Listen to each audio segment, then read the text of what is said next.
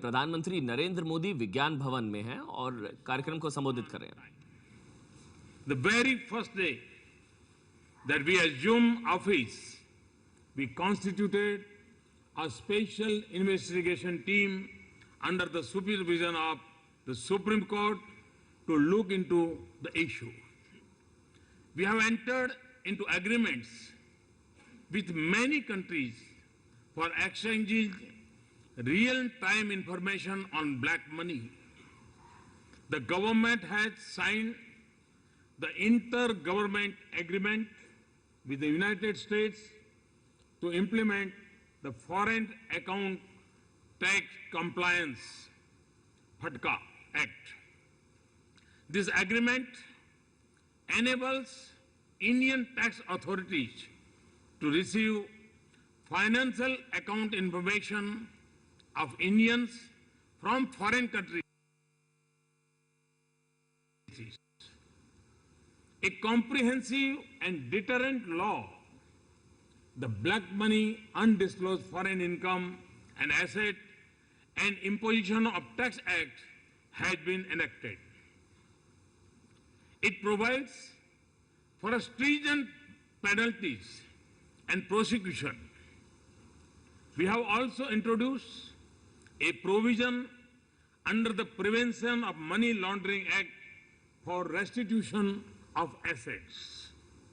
This will enable millions of poor investors who have lost money in of their hard-earned money. I hope that the partnership between Stolen Asset Recovery Initiative, STAR, and Interpol will help in confiscation and recovery of the stolen assets. I'm sure that this conference will go a long way towards elimination of safe havens for the proceeds of corruption and help build secure exchange platforms for recovery of criminal assets.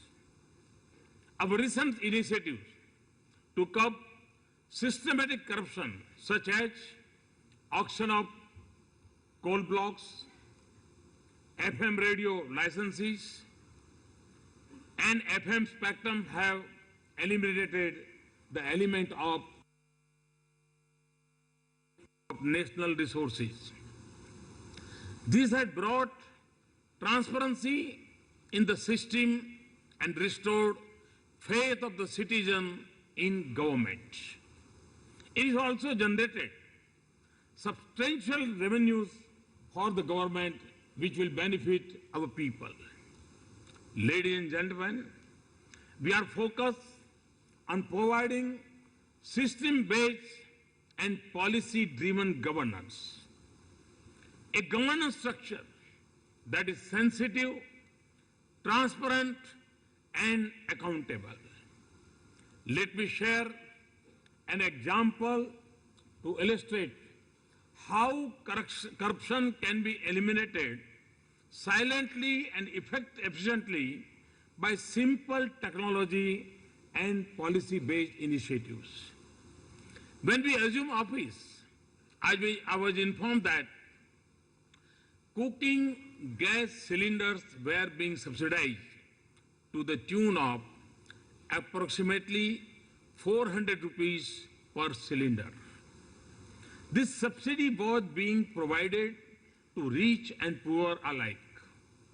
We decided that the subsidy should be credited directly into the bank accounts of consumers, with each account being linked to a unique Aadhaar card. The single intervention has reduced the number of registered consumers claiming gas subsidies by about 50 million. Subsequently, we also launched a campaign for the well-off to voluntarily give up cooking gas subsidy. The response has been very encouraging. As on date, more than 4.5 million people have given up their gas subsidy. Friends, one of the challenges that we must address is governance deficit. This includes inadequate capacity to deliver public services effectively and efficiently, lack of appropriate policy responses to emerging situations, and delays in project implementation. Our government had taken several steps to make the bureaucracy more efficient, performance-oriented, and accountable. The government is committed to ensuring probity among public servants and to protect them from frivolous allegations. Equally, the government is unsparing when it comes to punishing the corrupt. We have so far removed and ensured pension cuts of 45 senior officials of various services for unsatisfactory performance and delivery in public service. Ladies and gentlemen, globalization of organized crime poses a major threat to economies throughout the world. It is a well-known fact that dirty money drives out good money. Organized crime can hamper investment and economic growth. It can also infiltrate or acquire control of large sector of the economy. Illicit funding promotes organized criminal activities like drug trafficking, arms trafficking, human trafficking, and terrorism. The dastardly acts committed in Paris a few days ago are a grim reminder that terrorists have shown remarkable flexibility and adaptability in meeting their funding requirements. They derive funding from a variety of criminal activities, which includes smuggling of narcotics, bank robbery, vehicle theft, fake currency, or from state-sponsored and activities in failed states. Disrupting fund flows constraints the capabilities of terrorists and reduce their ability to execute attacks.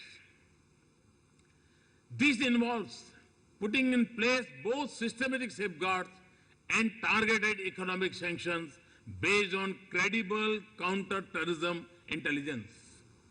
Targeting proceeds of crime is an important element in the fight against crime. Hence, there is an imperative need to focus our efforts to enhance international cooperation in the field of asset recovery for fighting crime, corruption, and terrorism. Confiscation of property of offenders not only serves as punishment but also discourage commission of crime. In fact, Kautilya, in his Arthashastra, had suggested confiscation of illegitimate income as one of the punishment of corrupt public servants. I am also pleased to note that the heads of state anti-corruption bureaus and CBI will deliberate on the related theme of tracking proceeds of corruption. This 2-decade-old forum must not only focus on prosecution of offenders involved in corruption, but also modify the standard operating procedures to more effectively target the proceeds of corruption. Ladies and gentlemen, economic liberalism and globalization have drastically increased the ability to park profits of crime anywhere in the world. Today, proceeds of crime can be routed through dozens of countries within seconds. By a process of layering, the money trail can be concealed. Investigation agencies are limited by national boundaries. Our government is committed to the implementation of a uniform global standard on automatic exchange of information on a fully reciprocal basis. This will facilitate exchange of information regarding persons who have concealed their money in offshore financial centers and tax havens. Interpol is playing an increasingly active role in asset recovery. Since 2009, Global Focal Point Forum is actively promoting the exchange of corruption data among law enforcement agencies and anti-corruption entities worldwide. In this context, mention must be made of Interpol's initiatives such as ICOM, a secure web-based encrypted channel for the exchange of sensitive data among the specialized anti-corruption community. The new Interpol notice could add value to asset tracking investigation and facilitate in complex cases. And its partners, World Bank and VN Odyssey, in convincing the idea and giving leadership to this forum that has the potential to put an end to safe haven for the corrupt. I'm told that excellent and proactive cooperation between Interpol and Indian investigative agencies has resulted in tracking of many fugitive criminals and their subsequent. I would like this cooperation to deepen. CBI has been effectively assisting the Indian law enforcement agencies and their foreign counterparts in recovering the barriers that complicate the exchange of investigative information. I'm also informed that CBI has been making use of Interpol tools and database for securing greater cooperation among law enforcement organizations throughout the world. It has also been consistently partnering Interpol capacity building programs. We are in the process of establishing an international center for excellency in investigation at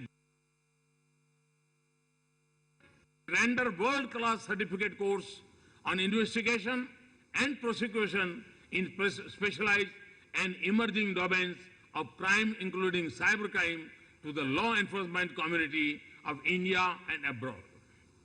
A centralized technology vertical to focus on combating new age crimes like cybercrime is also being planned.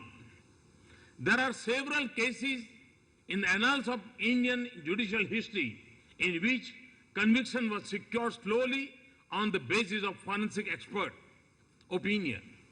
India must therefore have adequate facilities to be able to clear the huge backlog of forensic opinion. The proceeds of crime and corruption are stolen assets. They do not belong to the country where they are stashed.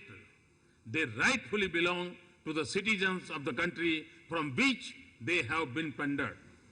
I'm well aware of the legal and procedural obstacles and differences in the evidentiary standards that hinder asset recovery. To overcome these challenges, police and law enforcement agencies should forge formal and informal relationships. I hope this conference provides all of you such an opportunity. I also hope that the delegates will seriously deliberate on devise proper procedures and protocols to quicken the process of tracking, identifying, restarting, confiscating and repatriating the stolen assets. I'm sure this conference will give a new light to the participants and to the world. Thank you very much. Jai Hind.